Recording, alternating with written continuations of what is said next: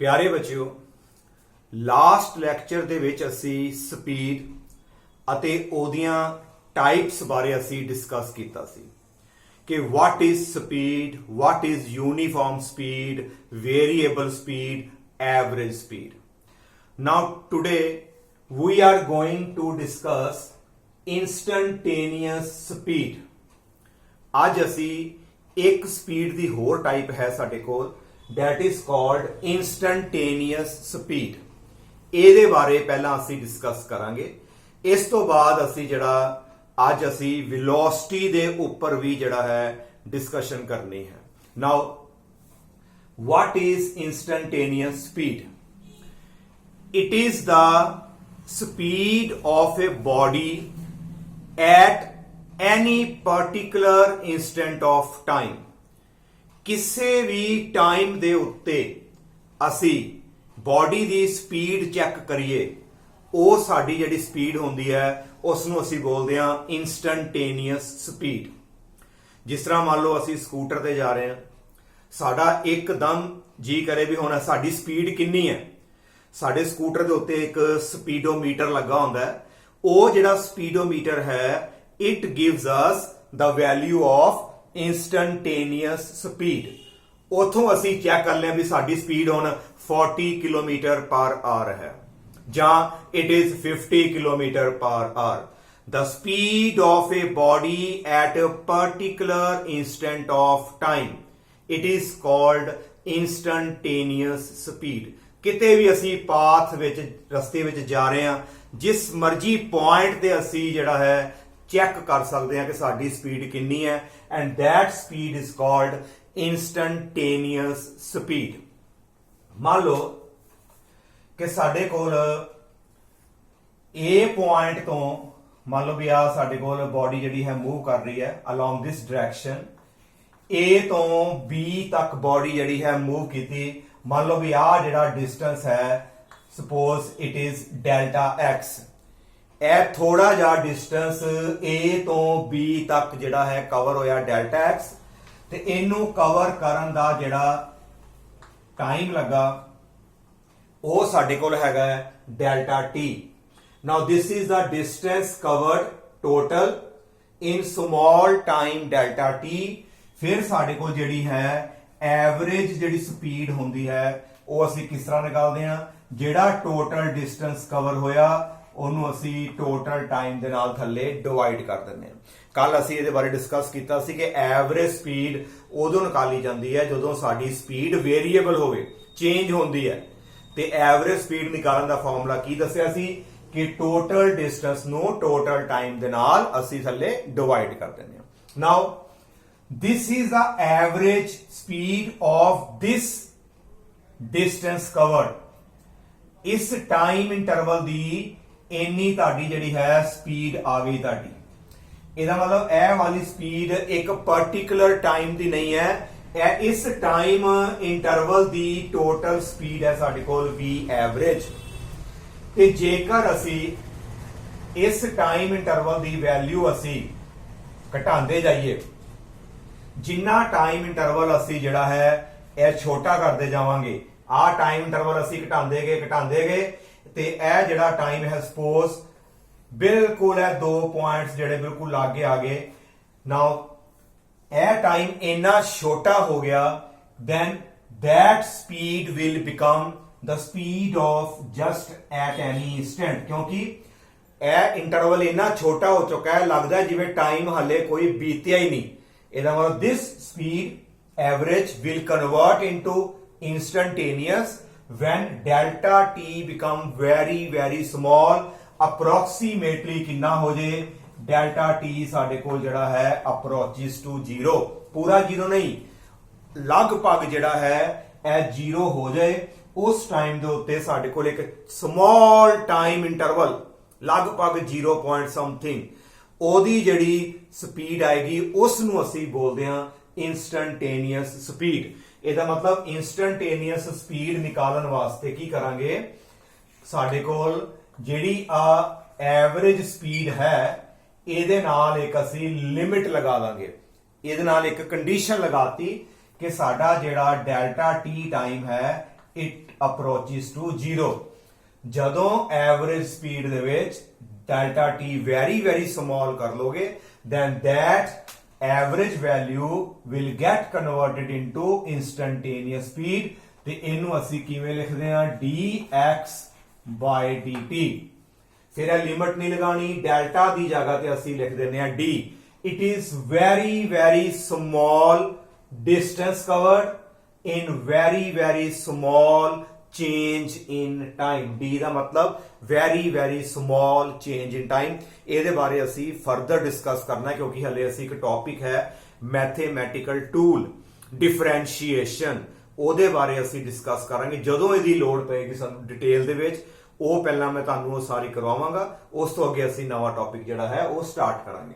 Now what is the formula for instantaneous speed? It is dx by dt. What is the formula for average speed? It is delta x over dt। instantaneous speed ਨੂੰ ਮਾਪਣਾ ਕਿਹਦੇ ਨਾਲ ਹੈ? ਅਸੀਂ ਮਾਪਾਂਗੇ ਇਹਨੂੰ speedometer ਦੇ ਨਾਲ। ਅਸੀਂ ਜਿਹੜਾ ਹੈ ਇਹਨੂੰ ਆਪਾਂ ਨੋਟ ਕਰਾਂਗੇ। Now the next topic is ਸਾਡੇ ਕੋਲ ਆ ਗਿਆ ਹੁਣ ਨਵਾਂ ਟੌਪਿਕ ਸਾਡੇ ਕੋਲ, that is velocity। ਜਿਸ ਤਰ੍ਹਾਂ ਅਸੀਂ ਸਪੀਡ ਪੜਿਆ ਉਸੇ ਤਰੀਕੇ ਨਾਲ ਪਹਿਲਾਂ ਅਸੀਂ ਵੈਲੋਸਿਟੀ ਡਿਸਕਸ ਕਰਾਂਗੇ, ਫਿਰ ਯੂਨੀਫਾਰਮ, ਫਿਰ ਵੇਰੀਏਬਲ, ਐਵਰੇਜ ਤੇ ਲਾਸਟ ਆਏਗਾ ਸਾਡੇ ਕੋਲ instantaneous velocity. Now what is velocity? Velocity is defined as the rate of change of position of a body with time in a particular direction। ਕੱਲ ਦੀ definition ਕੀ ਸੀ speed ਦੀ? ਜਦੋਂ body ਆਪਣੀ position change ਕਰਦੀ ਹੈ time ਦੇ according ਇਨ ਐਨੀ direction, ਜਿੱਧਰ ਮਰਜੀ ਜਾਏ, ਸਾਨੂੰ ਡਾਇਰੈਕਸ਼ਨ ਦਾ ਕੋਈ ਮਤਲਬ ਨਹੀਂ। ਬਟ ਅੱਜ ਕੀ ਹੈ, ਜਦੋਂ ਬਾਡੀ ਟਾਈਮ ਦੇ ਅਕੋਰਡਿੰਗ ਆਪਣੀ ਪੋਜੀਸ਼ਨ ਚੇਂਜ ਕਰਦੀ ਹੈ in a particular direction, then we say that it is the velocity of the body। ਇਹ ਸਾਡੀ velocity ਹੈ। ਇਹਦਾ ਮਤਲਬ ਸਪੀਡ ਤੇ ਵੈਲੋਸਿਟੀ ਦੇ ਵਿੱਚ ਇੱਕੋ ਹੀ ਮੇਨ ਡਿਫਰੈਂਸ ਹੈ, ਸਿਰਫ ਤੇ ਸਿਰਫ ਤੁਹਾਡੀ ਡਾਇਰੈਕਸ਼ਨ ਦਾ। ਜਿਹੜੀ ਵੈਲੋਸਿਟੀ ਹੈ ਇਹਦੀ ਇੱਕ ਪਾਰਟਿਕੂਲਰ ਡਾਇਰੈਕਸ਼ਨ ਹੁੰਦੀ ਹੈ, ਸਾਨੂੰ ਮੈਂਸ਼ਨ ਕਰਨੀ ਪਏਗੀ। ਸਪੀਡ ਦੇ ਵਿੱਚ ਸਾਨੂੰ ਜਿਹੜੀ ਹੈ ਡਾਇਰੈਕਸ਼ਨ ਨੂੰ ਮੈਂਸ਼ਨ ਕਰਨ ਦੀ ਜ਼ਰੂਰਤ ਨਹੀਂ ਹੈ। ਨਾਓ ਵੈਲੋਸਿਟੀ ਇਜ਼ ਗਿਵਨ ਬਾय, ਸਾਡੇ ਕੋਲ ਕੀ ਆਏਗੀ, ਡਿਸਪਲੇਸਮੈਂਟ ਡਿਵਾਈਡਡ ਬਾय, ਥੱਲੇ ਆ ਜਾਏਗਾ ਸਾਡੇ ਕੋਲ time taken. It means velocity is given ਬਾय displacement covered over time taken. Displacement ਕਿਉਂ ਆਇਆ? ਕਿਉਂਕਿ ਸਾਡੀ ਜਿਹੜੀ ਹੈ ਪਾਰਟਿਕੂਲਰ ਡਾਇਰੈਕਸ਼ਨ ਹੈ। ਕੱਲ ਡਿਸਟੈਂਸ ਸੀਗਾ, ਅੱਜ ਸਾਡੇ ਕੋਲ ਜਿਹੜਾ ਹੈ ਡਿਸਪਲੇਸਮੈਂਟ ਆਏਗਾ। Now this is the formula for velocity, the rate of change of displacement, how fast a body move in a particular direction। ਇੱਕ ਪਾਰਟਿਕੂਲਰ ਡਾਇਰੈਕਸ਼ਨ ਦੇ ਵਿੱਚ ਬਾਡੀ ਕਿੰਨਾ ਫਾਸਟ ਮੂਵ ਕਰ ਰਹੀ ਹੈ ਉਹਨੂੰ ਅਸੀਂ ਬੋਲਦੇ ਹਾਂ ਇਹਦੀ ਵੈਲੋਸਿਟੀ। ਐਂਡ ਵੈਲੋਸਿਟੀ ਨੂੰ ਅਸੀਂ ਜੇ ਰਿਪਰੈਜ਼ੈਂਟ ਕਰਨਾ ਹੈ then we can also put the arrow। ਇਹਦੇ ਉੱਪਰ ਅਸੀਂ ਐਰੋ ਪਾਵਾਂਗੇ, ਕਿਉਂ? ਕਿਉਂਕਿ velocity is a vector quantity, ਇਹਦੀ ਇੱਕ ਪਾਰਟਿਕੂਲਰ ਡਾਇਰੈਕਸ਼ਨ ਹੈ ਤੇ ਇਧਰਲੇ ਪਾਸੇ ਮੰਨ ਲਓ ਸਾਡੇ ਕੋਲ ਡਿਸਪਲੇਸਮੈਂਟ ਹੈਗੀ x ਤੇ ਇੱਥੇ ਵੀ ਸਾਨੂੰ ਜਿਹੜਾ ਹੈ ਉਹਦੇ ਉੱਪਰ ਐਰੋ ਪਾ ਕੇ ਸ਼ੋ ਕਰਨਾ ਪਏਗਾ ਕਿਉਂਕਿ ਡਿਸਪਲੇਸਮੈਂਟ ਇਜ਼ ਅ ਵੈਕਟਰ। ਇੱਕ ਚੀਜ਼ ਨੋਟ ਕਰ ਲਓ, ਜੇ ਲੈਫਟ ਸਾਈਡ ਤੇ ਵੈਕਟਰ ਹੈ ਨਾ ਤੇ ਰਾਈਟ ਸਾਈਡ ਤੇ ਵੀ ਵੈਕਟਰ ਹੋਣਾ ਚਾਹੀਦਾ, ਕਿਉਂਕਿ ਇਕੁਅਲ ਤਾਂ ਹੀ ਬਣੇਗਾ। ਵੈਕਟਰ ਵੈਕਟਰ ਦੇ ਹੀ ਅੱਗੇ ਇਕੁਅਲ ਹੋਣਾ ਚਾਹੀਦਾ। ਕਈ ਵਾਰੀ ਕੀ ਹੁੰਦਾ ਇੱਥੇ ਵੈਕਟਰ ਨਹੀਂ ਪਾਉਂਦੇ, ਇਧਰ ਵੈਕਟਰ ਪਾਇਆ, ਇਹ ਸਾਰਾ ਗਲਤ ਹੋ ਜਾਏਗਾ। ਇਹ ਅਸੀਂ ਨੈਕਸਟ ਯੂਨਿਟ ਵਿੱਚ ਨੈਕਸਟ ਚੈਪਟਰ ਵਿੱਚ ਆਪਾਂ ਇਹਨੂੰ ਡਿਸਕਸ ਕਰਨਾ। Now what is the formula for velocity? Displacement divided by time. Now velocity ਤੇ ਸਪੀਡ ਦੇ ਵਿੱਚ ਫਰਕ, ਜਿਹੜੀ ਵੈਲੋਸਿਟੀ ਹੈ it is speed plus direction. क्यों? Velocity is the rate of change of position of a body. ਜਦੋਂ body time के according position change करती है वो तो साडी स्पीड होगी, प्लस विच असी ऐड कर दी ओदी डायरेक्शन, क्योंकि वेलोसिटी कोल दो चीज़ां होंदियां, ਇੱਕ ਤੇ ਵੈਲੋਸਿਟੀ ਦੀ ਇੱਕ ਪਾਰਟਿਕੂਲਰ ਡਾਇਰੈਕਸ਼ਨ ਤੇ ਇੱਕ ਉਹਦੀ ਆਪਣੀ ਜਿਹੜੀ ਹੈ speed. Velocity become speed plus direction. ਜੇ ਕੋਈ ਪੁੱਛੇ what is this, ਤੁਸੀਂ ਕੀ ਬੋਲੋਗੇ? ਇਹ ਸਾਡੀ ਹੈਗੀ ਹੈ ਵੈਲੋਸਿਟੀ। ਸਾਨੂੰ ਕਿੱਥੋਂ ਪਤਾ ਲੱਗਾ? ਕਿਉਂਕਿ ਇਹਦੇ ਉੱਪਰ ਡਾਇਰੈਕਸ਼ਨ ਮੈਂਸ਼ਨ ਕੀਤੀ ਹੈ। ਤੇ ਜੇ ਅਸੀਂ ਪੁੱਛੀਏ ਇਸ ਵੈਲੋਸਿਟੀ ਦਾ ਮੈਗਨੀਟਿਊਡ, ਇਹ ਜਿਹੜਾ ਸਾਈਨ ਹੁੰਦਾ ਹੈ ਇਸ ਨੂੰ ਬੋਲਦੇ ਆ ਮੈਗਨੀਟਿਊਡ। ਮੈਗਨੀਟਿਊਡ ਮੈਨੇ ਉਹਦੀ ਸਿਰਫ ਵੈਲਿਊ ਦੱਸੋ ਕਿੰਨੀ ਫਾਸਟ ਮੂਵ ਕਰ ਰਹੀ ਹੈ। Now then this will become only v। The magnitude of velocity is equal to speed। ਇਹਨੂੰ ਪੜ੍ਹਨਾ ਕੀ ਅਸੀਂ? ਇਹ ਨੋਟ ਕਰ ਲਓ ਸਾਰੇ। ਮੈਗਨੀਟਿਊਡ, ਆ ਦੋ ਲਾਈਨਸ ਜਿਹੜੀਆਂ ਬਣਾਈਆਂ ਸੀ, ਮੈਗਨੀਟਿਊਡ ਕਾਹਦਾ ਮੈਗਨੀਟਿਊਡ ਪੁੱਛ ਰਹੇ ਅਸੀਂ? ਵੈਲੋਸਿਟੀ ਦਾ। ਵੈਲੋਸਿਟੀ ਦਾ ਸਿਰਫ ਮੈਗਨੀਟਿਊਡ ਦੱਸੋ, ਡਾਇਰੈਕਸ਼ਨ ਨਹੀਂ। ਤੇ ਵੈਲੋਸਿਟੀ ਦਾ ਜਿਹੜਾ ਮੈਗਨੀਟਿਊਡ ਹੁੰਦਾ ਹੈ ਉਸ ਨੂੰ ਅਸੀਂ ਕੀ ਬੋਲਦੇ ਹਾਂ? ਹਾਂਜੀ, ਸਪੀਡ ਬੋਲਦੇ ਹਾਂ। ਇਹਦਾ ਮਤਲਬ ਸਪੀਡ ਨੂੰ ਅਸੀਂ ਇੱਕ ਹੋਰ ਤਰੀਕੇ ਨਾਲ ਡਿਫਾਈਨ ਕਰ ਸਕਦੇ ਹਾਂ। It is a magnitude of velocity. Velocity ਦਾ ਸਾਡਾ ਹੈ ਮੈਗਨੀਟਿਊਡ ਹੈ। ਨਾਓ ਇਸ ਤੋਂ ਬਾਅਦ ਜੇਕਰ ਸਪੀਡ ਚੇਂਜ ਹੋ ਗਈ, ਮੰਨ ਲਓ ਬੋਡੀ ਜਿਹੜੀ ਹੈ ਫਾਸਟ ਮੂਵ ਕਰਨ ਲੱਗ ਪਈ, ਮੈਂ ਡਾਇਰੈਕਸ਼ਨ ਬਾਰੇ ਗੱਲ ਹੀ ਨਹੀਂ ਕਰ ਰਿਹਾ, ਬੋਡੀ ਜਿਹੜੀ ਹੈ ਫਾਸਟ ਮੂਵ ਕਰਨ ਲੱਗ ਪਈ। ਜਦੋਂ ਬੋਡੀ ਫਾਸਟ ਮੂਵ ਕਰ ਰਹੀ, ਇਹਦਾ ਮਤਲਬ ਹੈ ਕਿ ਉਹਦੀ ਸਪੀਡ ਚੇਂਜ ਹੋ ਗਈ।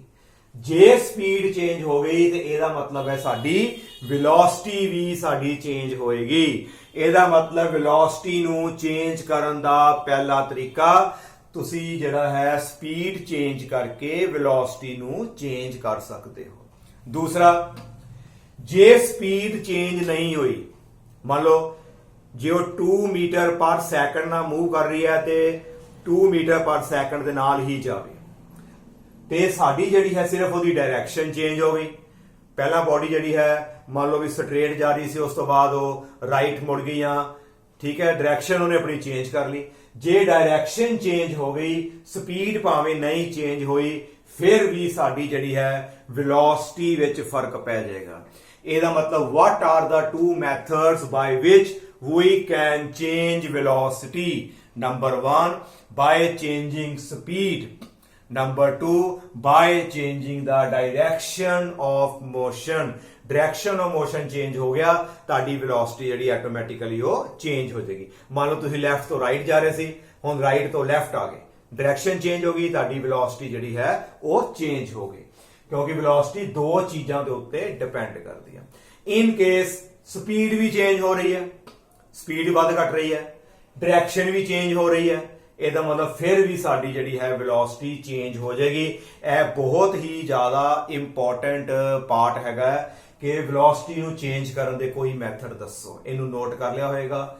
ਨਾਓ ਇਸ ਤੋਂ ਬਾਅਦ ਮੰਨ ਲਓ ਕਿ ਇੱਕ ਬੋਡੀ ਜਿਹੜੀ ਹੈ ਉਹ ਸਰਕਲ ਦੇ ਵਿੱਚ ਜਿਹੜਾ ਮੂਵ ਕਰ ਰਹੀ ਹੈ ਤੇ ਸਰਕਲ ਦਾ ਰੇਡੀਅਸ ਹੈਗਾ r। Suppose a body is moving in a circle. ਜੇ ਸਰਕਲ 'ਚ ਮੂਵ ਕਰ ਰਹੀ ਹੈ, ਮੰਨ ਲਓ ਕਿ ਉਹਦੀ ਜਿਹੜੀ ਸਪੀਡ ਹੈ ਉਹ ਹਮੇਸ਼ਾ ਹੀ ਸੇਮ ਹੈ 2 ਮੀਟਰ ਪਰ ਸੈਕਿੰਡ। ਮੰਨ ਲਓ ਬੋਡੀ ਜਿਹੜੀ ਹੈ ਸਰਕਲ 'ਚ ਮੂਵ ਕਰ ਰਹੀ ਹੈ ਵਿਦ ਸੇਮ ਸਪੀਡ, ਹਰ ਜਗ੍ਹਾ ਤੇ ਉਹਦੀ ਸਪੀਡ ਚੇਂਜ ਨਹੀਂ ਹੋ ਰਹੀ। Now please tell, will velocity same ਕਿ velocity ਵੀ change ਹੋਏਗੀ? ਹੁਣ ਕੁਐਸਚਨ ਆਇਆ, ਸਪੀਡ ਸੇਮ ਹੈ, ਜਿੱਥੇ ਮਰਜੀ ਜਾਓ ਸਪੀਡ ਹਰ ਜਗ੍ਹਾ ਤੇ 2 ਹੈ। Now ਕੁਐਸਚਨ ਹੈ, will velocity remain same or change? ਹੁਣ ਦੇਖੋ velocity ਦੋ ਚੀਜ਼ਾਂ ਦਾ ਡਿਪੈਂਡ ਕਰਦੀ ਹੈ। ਆ ਚੇਂਜ ਨਹੀਂ ਹੋ ਰਹੀ, ਸਪੀਡ ਤੇ ਚੇਂਜ ਨਹੀਂ ਹੋ ਰਹੀ, but when a body moves in a circle, ਜਦੋਂ ਬੋਡੀ ਸਰਕਲ 'ਚ ਮੂਵ ਕਰ ਰਹੀ ਹੈ, ਦੇਖੋ ਹਰ ਇੱਕ ਪੁਆਇੰਟ ਦੇ ਉੱਤੇ ਜਿਹੜੀ ਹੈ ਡਾਇਰੈਕਸ਼ਨ ਚੇਂਜ ਹੋ ਰਹੀ ਹੈ। ਪਹਿਲਾਂ ਇੱਧਰ ਫਿਰ ਇੱਧਰ ਹੋ ਗਈ, ਹਰ ਪੁਆਇੰਟ ਦੇ ਉੱਪਰ ਡਾਇਰੈਕਸ਼ਨ ਚੇਂਜ ਹੋਣ ਕਰਕੇ ਇਹਦਾ ਮਤਲਬ ਸਾਡੀ ਜਿਹੜੀ ਹੈ ਵੈਲੋਸਿਟੀ ਜਿਹੜੀ ਹੋਏਗੀ ਉਹ ਚੇਂਜ ਹੋਏਗੀ। ਇਸ ਵੈਲੋਸਿਟੀ ਦਾ ਨਾਮ ਹੋ ਗਿਆ ਸਾਡੇ ਕੋਲ ਵੇਰੀਏਬਲ ਵੈਲੋਸਿਟੀ। ਸਪੀਡ ਭਾਵੇਂ ਕਾਂਸਟੈਂਟ, ਬਟ velocity ਜਿਹੜੀ ਹੈ variable due to change in the direction of motion at every point in a circular motion. Now ਇਹ ਤੁਹਾਨੂੰ ਬੇਟਾ ਕਲੀਅਰ ਹੋ ਗਿਆ। ਇਸ ਤੋਂ ਬਾਅਦ ਜਿਹੜੀ velocity ਹੈ it may be positive, velocity positive ਵੀ ਹੋ ਸਕਦੀ ਹੈ, ਉਹ ਡਿਪੈਂਡ ਕਰਦੀ ਹੈ ਡਿਸਪਲੇਸਮੈਂਟ ਤੇ। ਡਿਸਪਲੇਸਮੈਂਟ ਜੇ ਪੋਜ਼ਿਟਿਵ ਹੈ ਤੇ ਸਾਡੀ velocity ਜਿਹੜੀ ਆਏਗੀ ਉਹ ਪੋਜ਼ਿਟਿਵ ਆਏਗੀ। velocity may be negative, ਇਹ ਡਿਪੈਂਡ ਕਰਦੀ ਹੈ ਡਿਸਪਲੇਸਮੈਂਟ ਦੇ ਉੱਪਰ। ਡਿਸਪਲੇਸਮੈਂਟ ਸਾਡੀ ਨੈਗੇਟਿਵ ਵੀ ਹੁੰਦੀ ਹੈ, ਇਸ ਕਰਕੇ velocity ਦਾ ਸਾਈਨ ਨੈਗੇਟਿਵ ਵੀ ਹੋਏਗਾ, ਪੋਜ਼ਿਟਿਵ ਵੀ ਹੋ ਸਕਦਾ ਹੈ, ਤੇ velocity ਜਿਹੜੀ ਹੈ ਜ਼ੀਰੋ ਵੀ ਹੋ ਸਕਦੀ ਹੈ ਜਦੋਂ ਬਾਡੀ ਘੁੰਮਦੀ ਘੁੰਮਦੀ ਆਪਣੀ ਇਨੀਸ਼ੀਅਲ ਪੋਜੀਸ਼ਨ ਤੇ ਵਾਪਸ ਆ ਜਾਏ। ਉਸ ਟਾਈਮ ਦੇ ਉੱਤੇ ਜਦੋਂ ਉਹਦੀ ਅਸੀਂ ਐਵਰੇਜ velocity ਕੱਢਾਂਗੇ, ਉਦੋਂ ਐਵਰੇਜ, ਇਹ ਸਾਰੀ ਜਿਹੜੀ ਟਰਮ ਹੈ ਇਹ ਕਾਹਦੇ ਵਾਸਤੇ ਹੈ, ਜਦੋਂ ਅਸੀਂ ਐਵਰੇਜ velocity ਨਿਕਾਲਾਂਗੇ ਤੇ ਸਾਡੀ ਐਵਰੇਜ velocity ਜਿਹੜੀ ਹੈ ਜ਼ੀਰੋ ਵੀ ਹੋ ਸਕਦੀ ਹੈ, ਕਿਉਂਕਿ ਸਾਡਾ ਡਿਸਪਲੇਸਮੈਂਟ ਜ਼ੀਰੋ ਹੋ ਸਕਦਾ ਹੈ। ਨਾਓ ਇਸ ਤੋਂ ਬਾਅਦ ਨੈਕਸਟ ਸਾਡਾ ਜਿਹੜਾ ਟੌਪਿਕ ਹੈ ਉਹ ਆਏਗਾ ਸਾਡੇ ਕੋਲ ਯੂਨੀਫਾਰਮ velocity। ਇਹਦੀਆਂ ਡੈਫੀਨੇਸ਼ਨ ਬਿਲਕੁਲ ਸੇਮ ਕੱਲ ਵਰਗੀਆਂ ਨੇ, ਇਹ ਮੈਂ ਥੋੜਾ ਜਿਹਾ ਡਿਸਕਸ ਕਰੂੰਗਾ। ਯੂਨੀਫਾਰਮ velocity ਦਾ ਮਤਲਬ if a body covers equal displacement, ਕੱਲ distance ਲਿਖਿਆ ਸੀ, ਅੱਜ displacement ਲਿਖ ਦੋ। if a body covers equal displacement in equal interval of time however small the interval may be, ਉਸ ਨੂੰ ਅਸੀਂ ਬੋਲਾਂਗੇ uniform velocity। similarly if the body covers unequal displacement, ਜੇ ਉਹਦੀ displacement ਕਦੀ ਵੱਧ ਰਹੀ ਹੈ ਕਦੀ ਘਟ ਰਹੀ ਹੈ ਟਾਈਮ ਦੇ ਅਕੋਰਡਿੰਗ, ਫਿਰ ਸਾਡੇ ਕੋਲ ਆ ਜਾਏਗੀ ਵੇਰੀਏਬਲ velocity। ਵੇਰੀਏਬਲ velocity ਦੇ ਵਿੱਚ ਕੀ ਹੁੰਦਾ ਹੈ, ਜਾਂ ਤੇ ਸਪੀਡ ਚੇਂਜ ਹੋ ਰਹੀ ਹੈ ਤੇ ਜਾਂ ਸਾਡੀ ਡਾਇਰੈਕਸ਼ਨ ਚੇਂਜ ਹੋ ਰਹੀ ਹੈ, ਉਹ ਮੈਂ ਹੁਣੇ ਡਿਸਕਸ ਕੀਤਾ। ਤੇ ਜਦੋਂ ਸਾਡੀ velocity ਵੇਰੀਏਬਲ ਹੋਏਗੀ ਉਸ ਤੋਂ ਬਾਅਦ ਜਿਹੜਾ ਹੈ ਅਸੀਂ ਇੱਕ ਨੈਕਸਟ ਜਿਹੜੀ ਆਪਾਂ ਟਰਮ ਨੂੰ ਡਿਸਕਸ ਕਰਾਂਗੇ, ਉਹਦਾ ਨਾਮ ਹੋਏਗਾ ਸਾਡੇ ਕੋਲ ਐਵਰੇਜ velocity। ਜਿਸ ਤਰ੍ਹਾਂ ਆਪਾਂ ਕੱਲ ਡਿਸਕਸ ਕੀਤਾ ਸੀ, ਐਵਰੇਜ velocity ਜਿਹੜੀ ਹੈ ਉਦੋਂ ਨਿਕਾਲਦੇ ਹਾਂ ਜਦੋਂ ਸਾਡੇ ਕੋਲ velocity ਜਿਹੜੀ ਹੈ ਉਹ ਚੇਂਜ ਹੋ ਰਹੀ ਹੈ, ਵੇਰੀਏਬਲ ਹੈ, ਤੇ ਐਵਰੇਜ velocity ਦਾ ਫਾਰਮੂਲਾ ਟੋਟਲ ਡਿਸਪਲੇਸਮੈਂਟ, ਜਿੰਨੀ ਵੀ ਸਾਡੀ ਡਿਸਪਲੇਸਮੈਂਟ ਹੈ ਉਹਨੂੰ ਟੋਟਲ ਟਾਈਮ ਦੇ ਨਾਲ ਜਿਹੜਾ ਹੈ ਅਸੀਂ ਨੀਚੇ ਡਿਵਾਈਡ ਕਰ ਦਾਂਗੇ। Now what is the formula for average velocity, ਸਾਡੇ ਆ ਜਾਏਗਾ, ਇੱਥੇ ਲਿਖ ਲਓ ਟੋਟਲ ਡਿਸਪਲੇਸਮੈਂਟ ਓਵਰ ਟੋਟਲ ਜਿਹੜੀ ਹੈ ਸਾਡੇ ਕੋਲ time taken, this will be your average velocity। Now similarly ਇੱਕ ਟਰਮ ਸਾਡੇ ਕੋਲ ਇੱਕ ਹੋਰ ਆਏਗੀ ਇੰਸਟੈਂਟੇਨੀਅਸ, ਇਹ ਆਪਾਂ ਹੁਣੇ ਹੀ ਡਿਸਕਸ ਕੀਤਾ।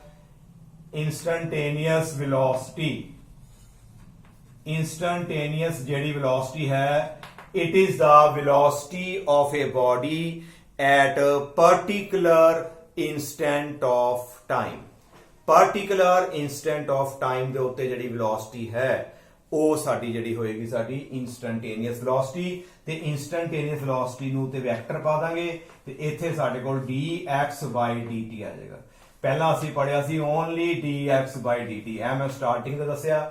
ਇਸੇ ਤਰੀਕੇ ਨਾਲ instantaneous velocity, the velocity at a particular instant of time, it is a formula for instantaneous velocity। now ਇਸ ਤੋਂ ਬਾਅਦ ਜਿਹੜਾ ਹੈ ਜੋ ਅਸੀਂ ਅੱਜ ਡਿਸਕਸ ਕੀਤਾ ਇਹਦੇ ਉੱਪਰ ਜਿਹੜਾ ਅਸੀਂ ਇੱਕ ਨਿਊਮੈਰੀਕਲ ਜਿਹੜਾ ਆਪਾਂ ਸੋਲਵ ਕਰਦੇ ਹਾਂ। ਆਓ ਇਸ ਨਿਊਮੈਰੀਕਲ ਦੇ ਥਰੂ ਅਸੀਂ ਐਵਰੇਜ ਸਪੀਡ ਤੇ ਐਵਰੇਜ velocity ਕਿਸ ਤਰ੍ਹਾਂ ਫਾਈਂਡ ਕਰਦੇ ਹਾਂ ਉਹਨੂੰ ਅਸੀਂ ਸਮਝਦੇ ਹਾਂ।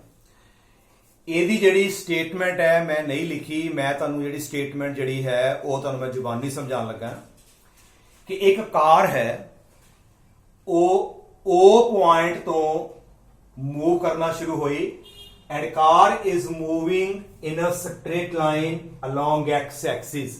ਕਾਰ ਜਿਹੜੀ ਹੈ O ਪੁਆਇੰਟ ਤੋਂ ਮੂਵ ਕਰਨਾ ਸ਼ੁਰੂ ਕਰ ਦਿੱਤੀ ਹੈ ਅਲੋਂਗ x ਐਕਸਿਸ। इस डायग्राम ਦੇ ਵਿੱਚ ਇਹ ਜੋ ਉੱਪਰ ਮੈਂ ਜਿਹੜੀ ਮਾਰਕਿੰਗ ਕੀਤੀ ਹੈ ਇਟ ਇਜ਼ ਦਾ ਡਿਸਟੈਂਸ, ਇਹ ਸਾਡਾ ਡਿਸਟੈਂਸ ਕਵਰ ਹੋ ਰਿਹਾ ਤੇ ਨੀਚੇ ਜਿਹੜਾ ਹੈ ਸਾਡਾ ਜਿਹੜਾ ਹੈ ਟਾਈਮ ਅਸੀਂ ਇਹਨੂੰ ਸ਼ੋ ਕੀਤਾ ਹੋਇਆ। ਆਫਟਰ 2 ਸੈਕਿੰਡ, ਇਹ ਟਾਈਮ ਸਾਡਾ ਸੈਕਿੰਡ 'ਚ ਹੈ ਤੇ ਡਿਸਟੈਂਸ ਜਿਹੜਾ ਸਾਡਾ ਮੀਟਰ ਵਿੱਚ ਹੈ।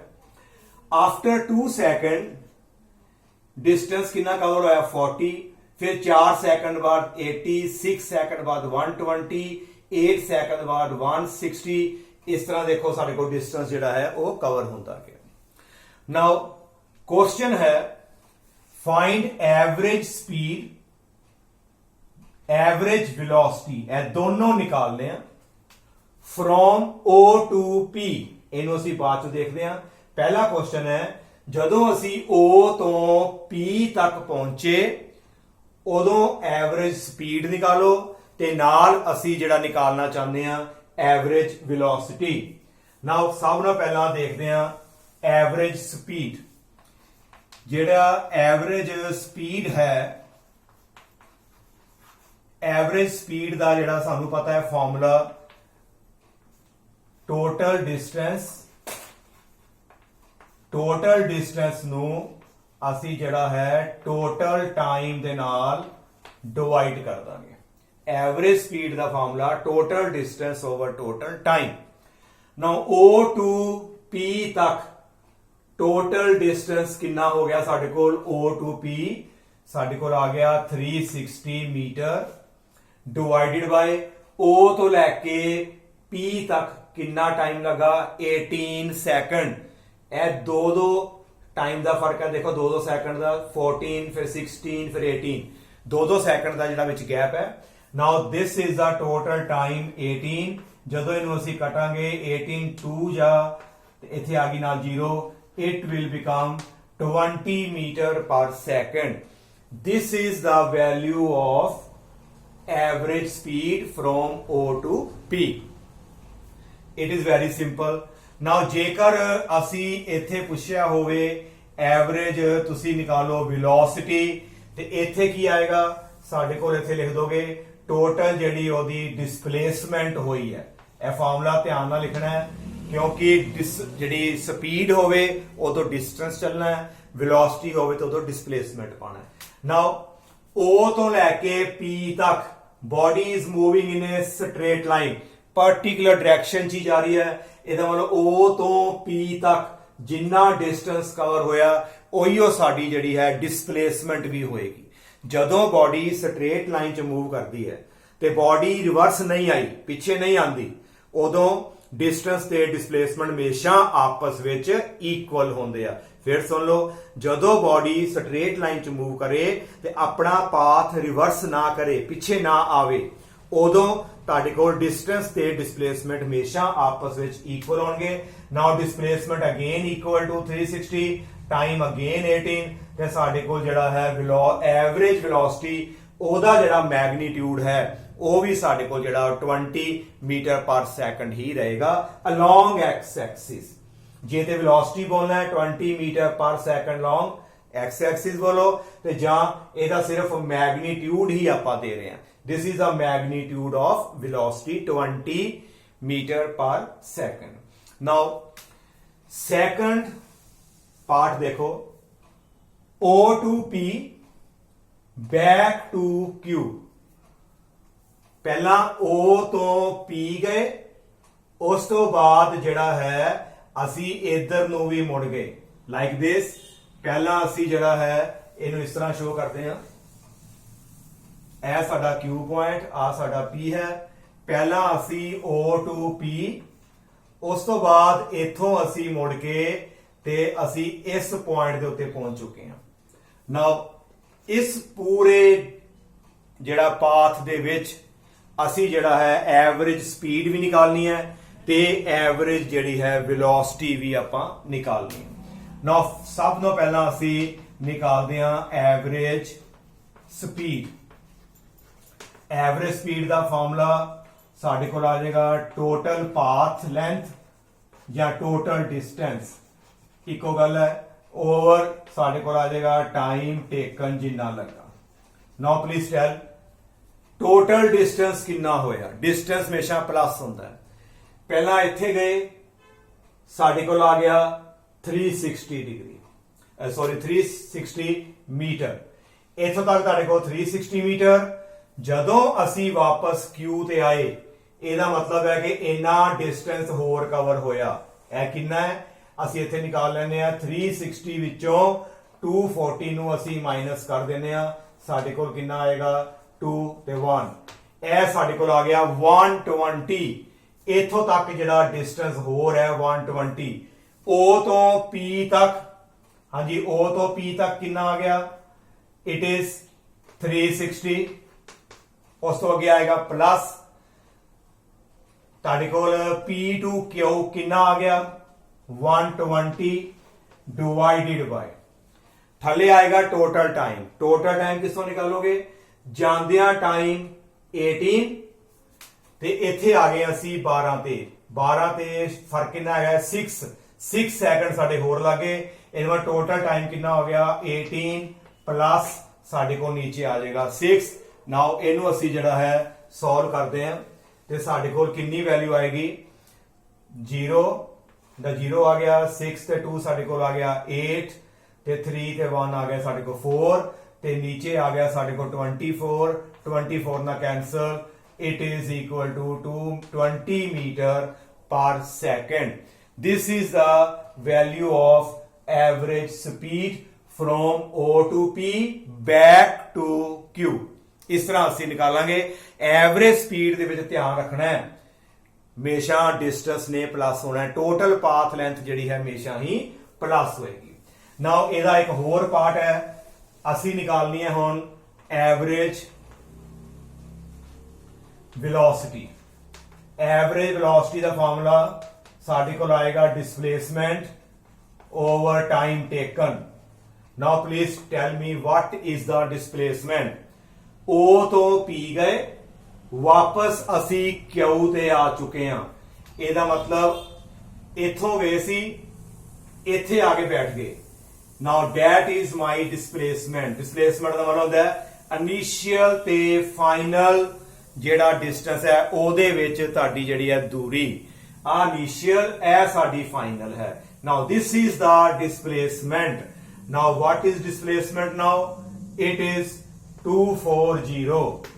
ਹਾਂਜੀ 240 ਸਾਡੇ ਕੋਲ ਆ ਗਈ displacement. Now what will be the time.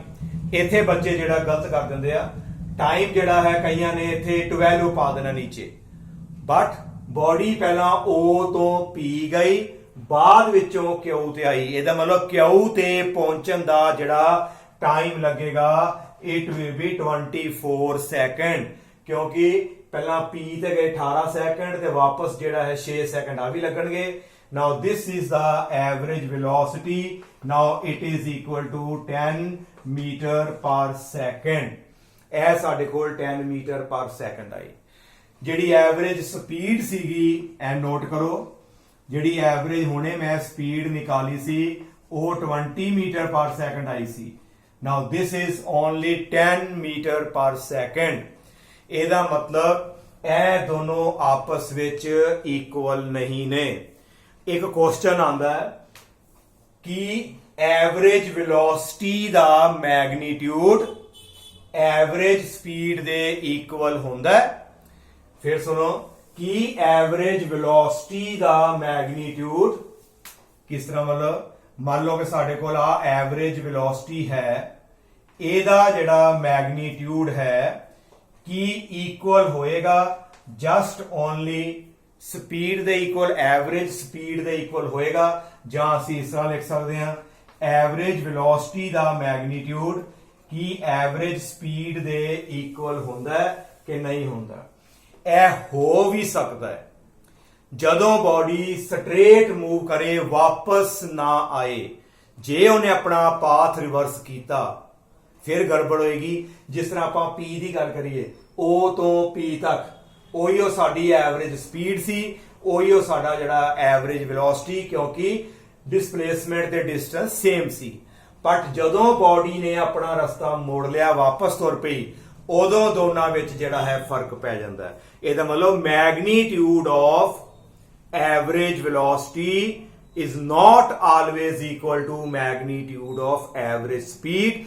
They can be equal only if both are moving in a straight line without reversing the direction of motion. Now ਇਸ ਤੋਂ ਬਾਅਦ ਜਿਹੜੇ ਹੋਰ ਅਸੀਂ ਨਿਊਮੈਰੀਕਲ ਜਿਹੜੇ ਨੇ ਆਪਾਂ ਸੋਲਵ ਕਰਨੇ ਨੇ ਉਹ ਅਸੀਂ ਜਿਹੜਾ ਹੈ ਨੈਕਸਟ ਲੈਕਚਰ ਦੇ ਵਿੱਚ ਆਪਾਂ ਸੋਲਵ ਕਰਾਂਗੇ। Thank you.